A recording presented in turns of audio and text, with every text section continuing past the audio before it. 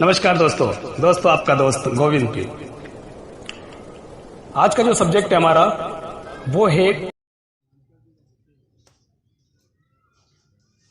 Morning दोस्तों। देखिए, आपका बहुत अच्छा प्रेम मिला और शायद आपको भी इन कक्षाओं से बहुत ज़्यादा फायदा होगा। मैं आशा करता हूँ किसी प्रकार से आप हमारा सहयोग करते रहें और हम रोज़ आपके लिए क्लासें लेके आएंगे। पॉलिटिकल का जो संविधान है वो लगभग पूर्ण करवा देंगे, लेकिन वीडियो को लाइक अधिक से अधिक करें, लाइक और शेयर करें, साथ में अपने फ्रेंड्स को शेयर करें और सब्सक्राइब करने के लिए बोलें। और यदि किसी प्रकार की कोई समस्या आती है आपके तो उसमें उससे कमेंट करें। आप देखिए, अपन ने स्वतंत्रता में मौलिक अधिकार चल रहा था, तो मौलिक अधिकारों में अपन ने 5 प्रकार की जो स्वतंत्रताएं हैं वो पढ़ ली थी। मौलिक अधिकारों में अपन ने 5 प्रकार की स्वतंत्रताएं पढ़ ली थी। अगली जो अंतिम स्वतंत्रता है वह है संवैधानिक उपचारों का अधिकार। संवैधानिक उपचारों का अधिकार, संवैधानिक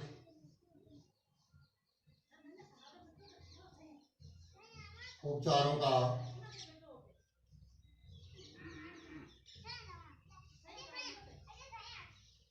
का अधिकार।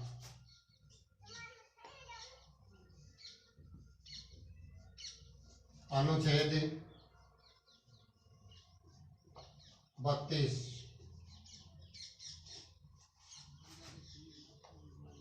से 35 दिया गया है। यहाँ कंफ्यूज होने की आवश्यकता नहीं है, क्योंकि यहाँ मूलतः इस अनुच्छेद का जो जिक्र है इस संवैधानिक उपचारों का उसका 32 में दिया गया है। मैं आपको 32 से लेके 35 तक जो अनुच्छेद है उसका विवरण बताऊंगा। अब देखिए, संवैधानिक उपचारों का अधिकार है, इसमें सबसे पहला जो सवाल है वो यहीं से बन जाता है कि हमारे जितने 5 मौलिक अधिकार है उस 5 मौलिक अधिकारों का यदि हनन होता है तो संवैधानिक उपचारों के अधिकार के तहत अपन क्या लगा सकते हैं, रेड लगा सकते हैं। कहाँ लगा सकते हैं? हाई कोर्ट या सुप्रीम कोर्ट में। अब देखिए, संवैधानिक उपचारों के अधिकार को B.R. अम्बेडकर ने डॉक्टर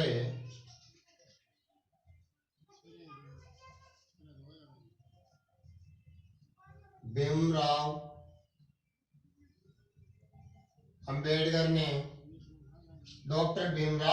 ने क्या कहा था? संविधान की आत्मा या हृदय, संविधान की आत्मा या क्या कहा था? हृदय। अब देखिए, सवाल कहाँ मिलता है, किस प्रकार से आता है? आत्मा या हृदय। एक संविधान में यहाँ नोट लगा के आपको पता होगा कि उद्देशिका या प्रस्तावना को भी संविधान की क्या कहते हैं? आत्मा कहते हैं। उद्देशिका या प्रस्तावना को भी क्या कहते हैं? संविधान की आत्मा। अब देखिए, समस्या ये दोनों आती है कि सर फिर आत्मा इसमें भी कहता है, आत्मा इसमें भी कहते हैं, दोनों में कौन सा शब्द कहाँ में लिया गया है? आत्मा शब्द कहाँ में लिया गया है? देखिए, इसको भी संविधान की आत्मा, इसको भी संविधान की आत्मा। तो इस कंफ्यूज दूर करने के लिए कैसे कंफ्यूज दूर करेंगे? और ये काफी बार सवाल आ चुका है कि संविधान की आत्मा है उद्देशिका या संवैधानिक उपचारों का अधिकार। तो यदि यहाँ फैक्ट को ध्यान में रखना है आपको कि किस प्रकार से फैक्ट पूछे जाते हैं, और यहाँ दोनों आगे दोनों के साथ में आत्मा शब्द है, तो अपन किस प्रकार से इसको अलग करने की कोशिश करेंगे और किस प्रकार से इसको याद रखेंगे। इसके लिए देखिए क्या करना है आपको। यदि वहां पे आ जाए डॉक्टर भीमराव अंबेडकर के अनुसार संविधान की आत्मा कहा गया है, तो किसके अनुसार, भीमराव अंबेडकर के अनुसार तो किसको कहा गया है, संवैधानिक उपचारों के अधिकार को कहा गया है। लेकिन यदि वहां पे सीधा आ जाए कि संविधान की आत्मा है, तो आपको क्या करना है, संविधान की आत्मा है तो क्या करना है, उद्देशिका या प्रस्तावना क्या कहा जाता है, संविधान की आत्मा कहा गया है। अब आपसे एक सवाल आपको कमेंट बॉक्स में देना है, क्योंकि मैंने आपको ऑफलाइन क्लास में करवाया था कि उद्देशिका या प्रस्तावना किसके द्वारा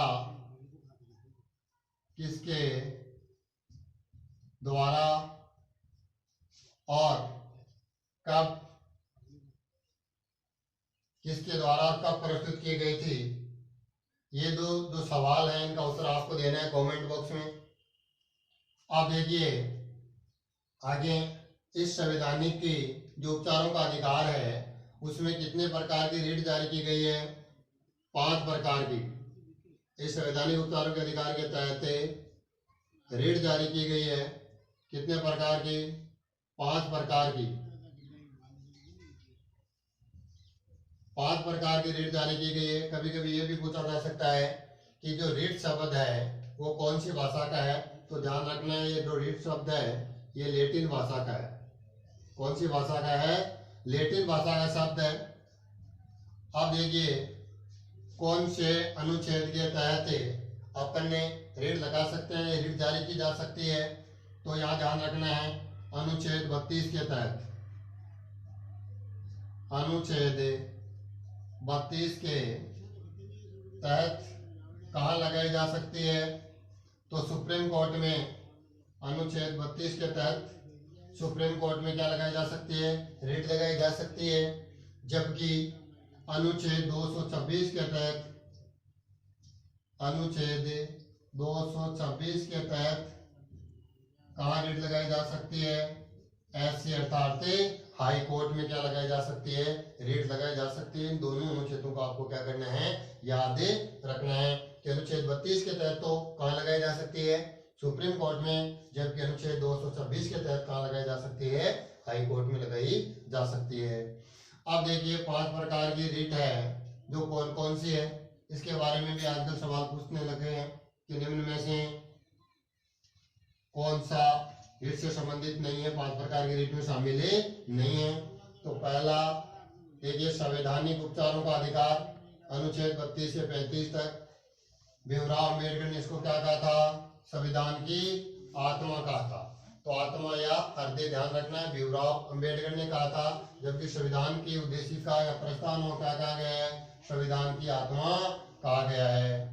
और ये उद्देशिका या प्रस्तावना कब पास हुई थी और किसके द्वारा प्रस्तुत की गई थी संविधान सभा में, इसका उत्तर आपको कमेंट बॉक्स में देना है।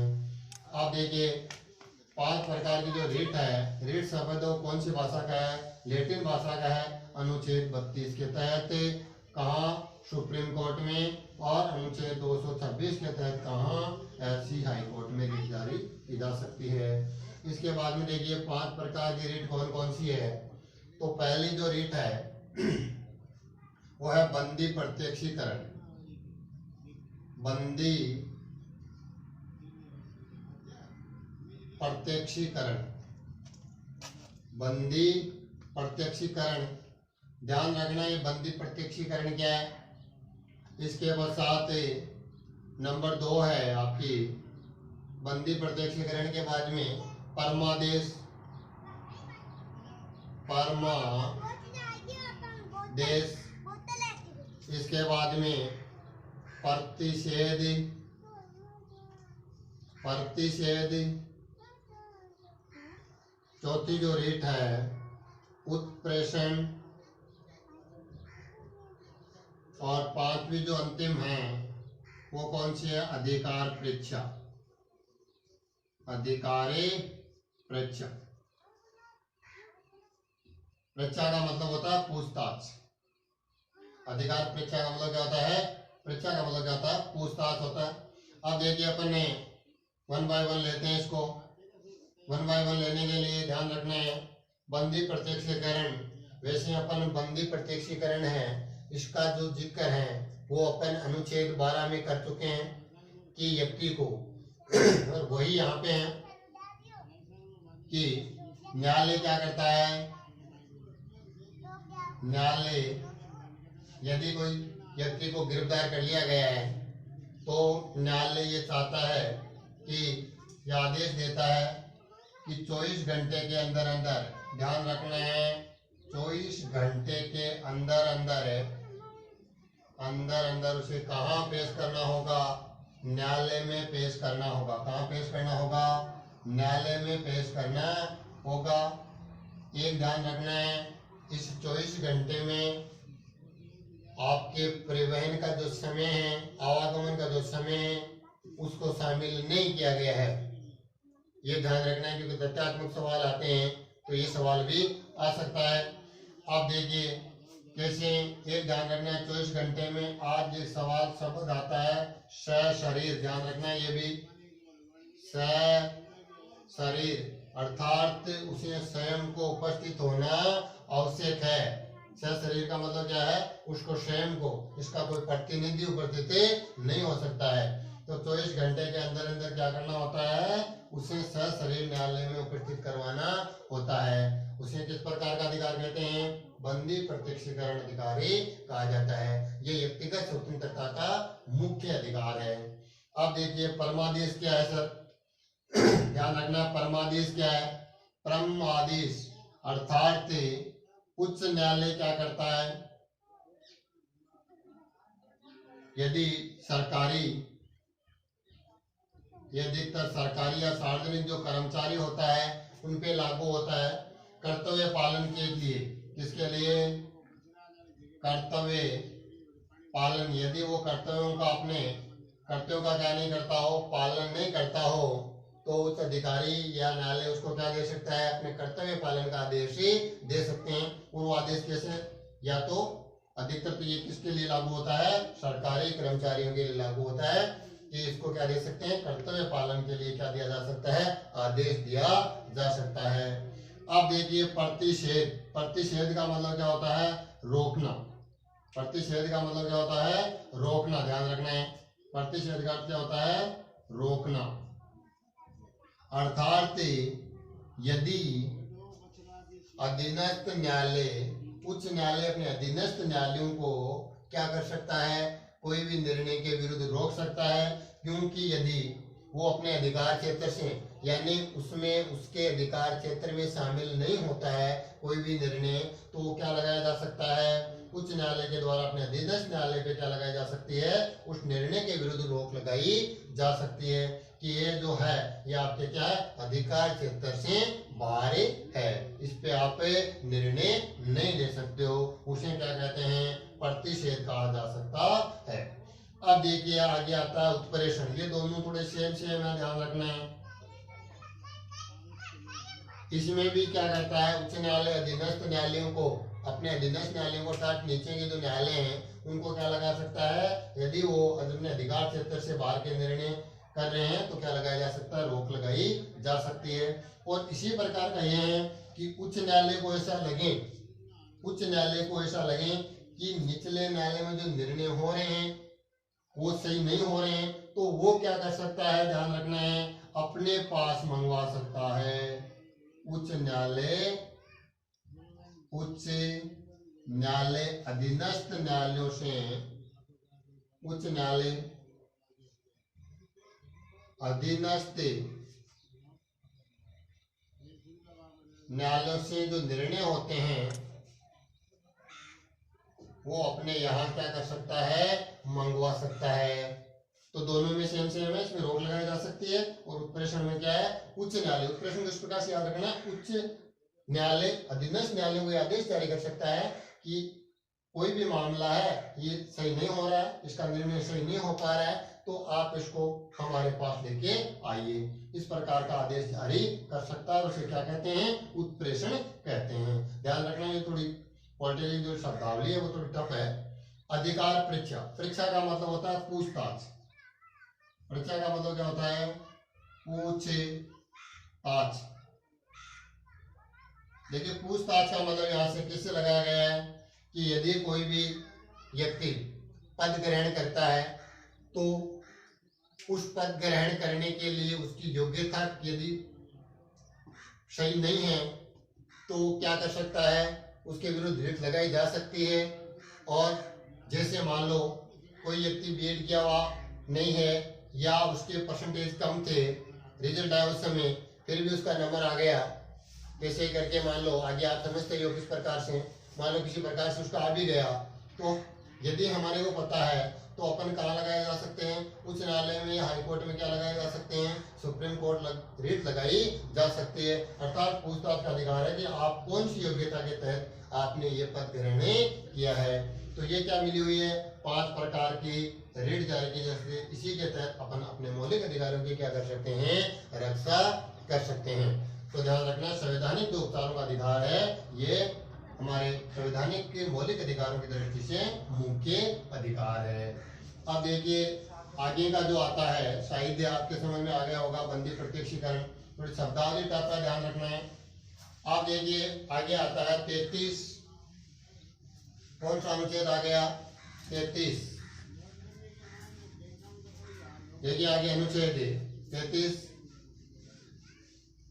सॉरी आपने स्क्रीनशॉट ले लिया होगा। आप देखिए अनुच्छेद 33 में क्या दिया गया है, तो अनुच्छेद 33 में यदि अनुच्छेद 33 अनुच्छेद 33 अनुच्छेद 34 और अनुच्छेद 35, ये 3 अनुच्छेद समझाने। इसके पश्चात अगले वाले जो 36 से हैं 51 तक कौन से आ जाते हैं, नीति निर्देशक तत्व आ जाते हैं। अब देखिए अनुच्छेद 33 में क्या दिया गया है कि अनुच्छेद 33 के अनुसार सैनिकों के मौलिक अधिकारों में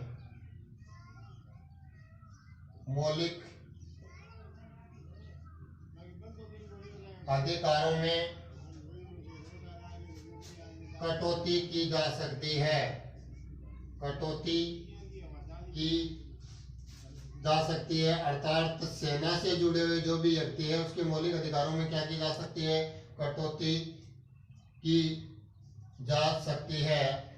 तो कौन से अनुच्छेद के तहत की जा सकती है, ये अनुच्छेद 33 के तहत। यदि कोई सेना से जुड़ा हुआ है उस व्यक्ति के मौलिक अधिकारों में यदि कटौती की जाएगी तो वो संवैधानिक होगी, वो गैर संवैधानिक नहीं होगी, उसके विरुद्ध अपीलें नहीं की जा सकती है। किस अनुच्छेद के तहत, अनुच्छेद 33 के तहत। अनुच्छेद 34 देखिए, अनुच्छेद 34 में क्या दिया गया है कि यदि मार्शल लॉ अर्थात सैनिक शासन, मार्शल लॉ का मतलब क्या होता है, सैनिक शासन लगा होता है, तो उस समय भी क्या की जा सकती है, मौलिक अधिकारों में कटौती की जा सकती है। उसके विरुद्ध भी अपन क्या नहीं कर सकते हैं, अपीलें नहीं कर सकते हैं। तो कौन से अधिकार, कौन से अनुच्छेद को छोड़ के, अनुच्छेद ध्यान रखना है, अनुच्छेद 21 को, मूलतः तो कौन सा है, अनुच्छेद 21 को छोड़ के अपन अधिकारों में क्या किया जा सकता है, कटौती की जा सकती है। लेकिन ये अनुच्छेद क्योंकि दैहिक और प्राण स्वतंत्रता का अधिकार है, इसलिए इस अनुच्छेद को क्या नहीं किया जा सकता है, भंग नहीं किया जा सकता है। और एक यदि ये नहीं है तो कौन सा आएगा, अनुच्छेद 20 है। अब देखिए अनुच्छेद 35, वर्तमान में ये निरस्त है, वर्तमान में क्या है, निरस्त है। इसकी एक शाखा थी 35 है, जिसको कब समाप्त किया गया था, 5 अगस्त 2019 को समाप्त कर दिया गया था। क्या कर दिया गया था, समाप्त कर दिया गया था 5 अगस्त 2019 को।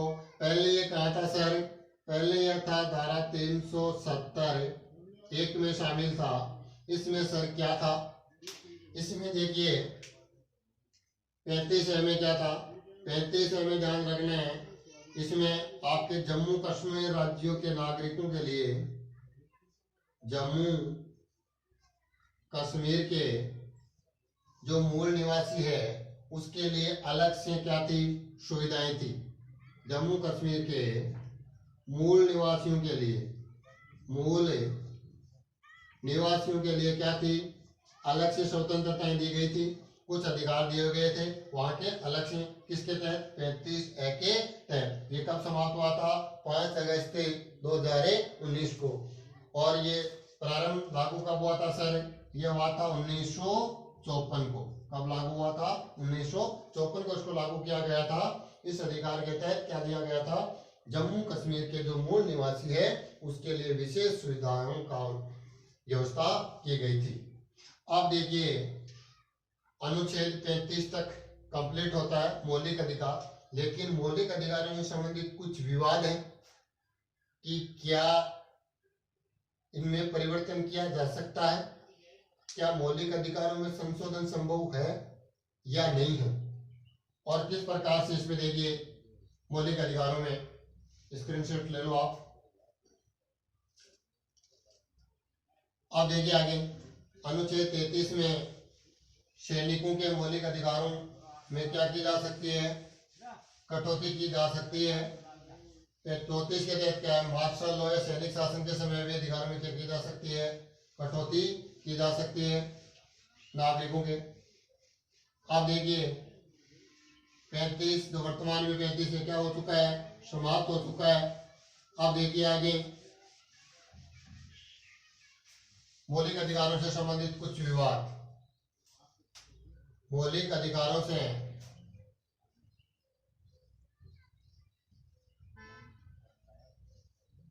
संबंधित विवाद है। तो पहला जो विवाद है वो है शंकरी प्रसाद विवाद। कौन सा विवाद है? ध्यान रखना है, शंकरी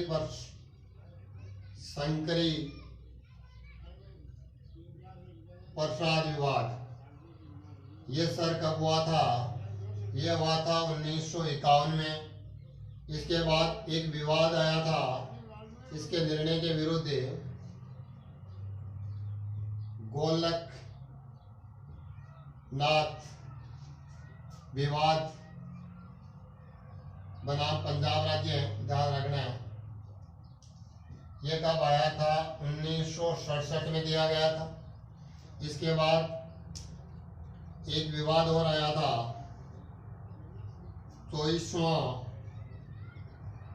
संशोधन 1971 के अनुसार। इसके पश्चात केशवानंद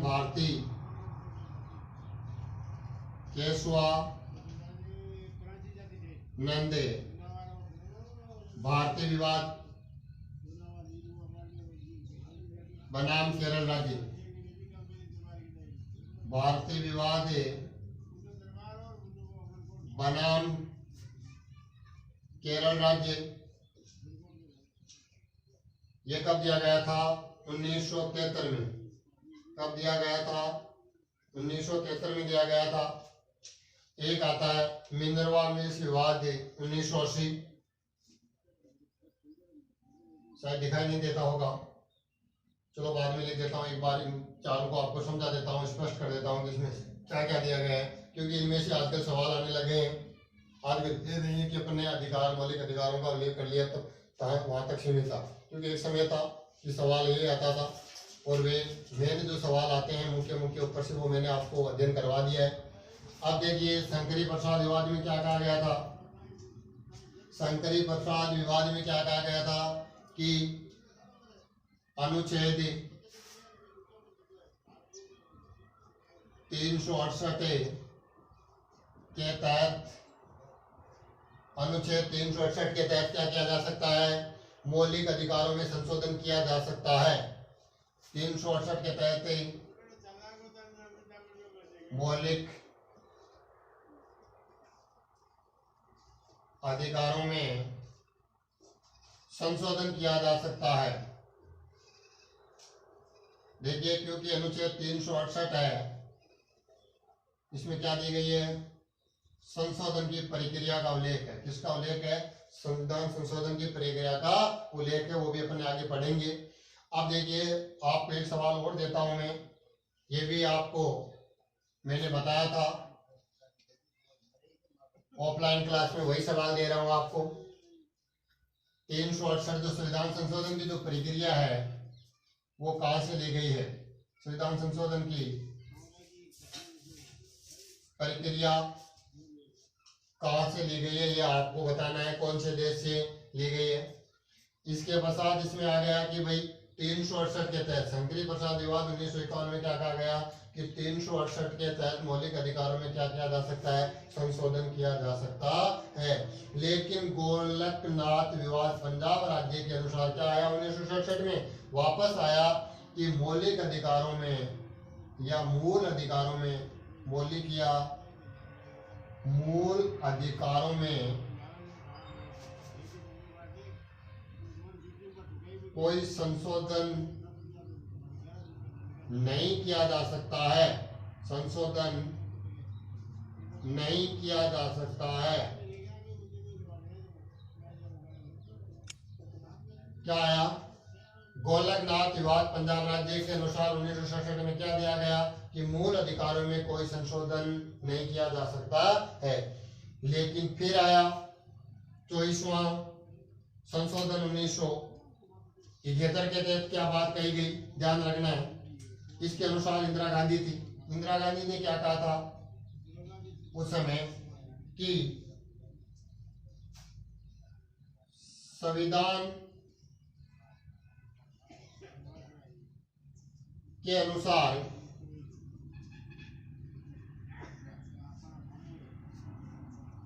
संविधान के प्रत्येक भाग में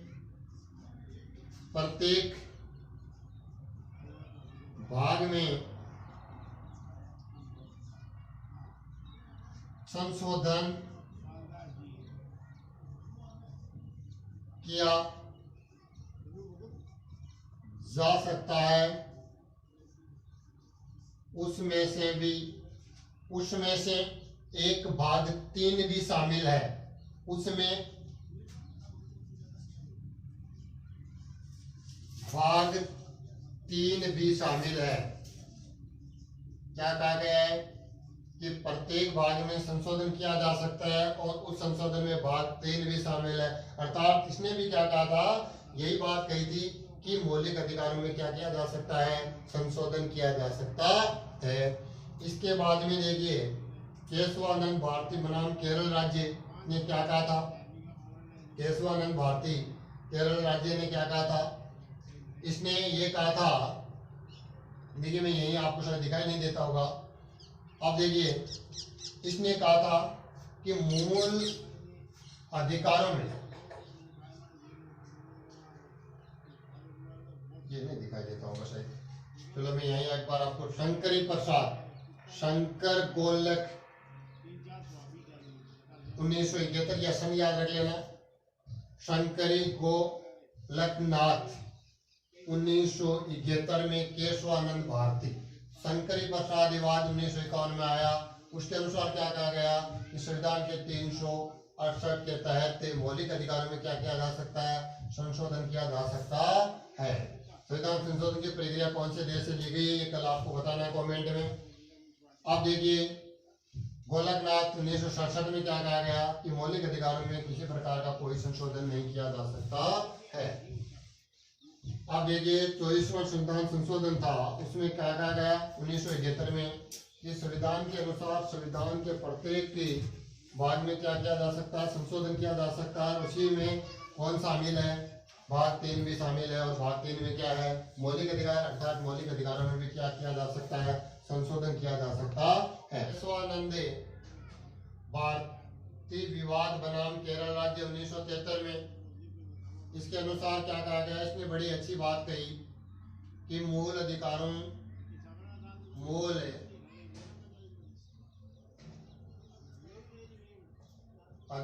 में संशोधन किया जा सकता है, लेकिन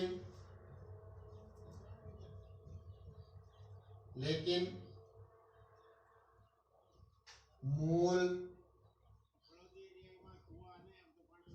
ढांचे में परिवर्तन नहीं किया जाएगा। देखिए बहुत अच्छी बात कही है इसने कि मूल अधिकारों में संशोधन किया जा सकता है लेकिन मूल ढांचे में परिवर्तन नहीं किया जाएगा। और ये जो मूल अधिकार, जो मूल ढांचा है, इसकी समय समय पर न्यायालय के द्वारा परिभाषित करते रहेंगे कि मूल ढांचे में क्या क्या शामिल होगा। अब देखिए इसकी जो व्याख्या है वो की गई थी मिनरवा मिल विवाद 1980 में। मिनरवा मिल विवाद 1980 में कहा गया। इस बात को 1900 जो केशवानंद भारती वाली जो बात है इसको स्वीकार किया गया था और स्वीकार करते हुए ये भी कहा गया था कि जितने मौलिक अधिकार महत्वपूर्ण है उतने ही क्या महत्वपूर्ण है, नीति निर्देशक महत्वपूर्ण है। अब अपन कल जो टॉपिक की चर्चा करेंगे वो चर्चा करेंगे नीति निर्देशक के तत्व। मौलिक अधिकारों से संबंधित यदि कोई सवाल आएगा तो शायद इससे बाहर नहीं जाएगा। मैंने आपको बहुत अच्छे से समझाने की कोशिश की है, लेकिन आप वीडियो को शेयर, सब्सक्राइब और लाइक अधिक से अधिक करें। और यदि समझ में नहीं आ रहा है, कहीं भी आपके कोई प्रॉब्लम हो तो आप कमेंट अवश्य करें। और जैसे ही लॉकडाउन समाप्त होगा तो आपकी जो विधिवत कक्षाएं हैं हमने ऑफलाइन प्रारंभ कर रखी थी आर्यभट्ट कोचिंग क्लासेज में, वो विधिवत प्रारंभ कर दी जाएगी। थैंक्स, धन्यवाद।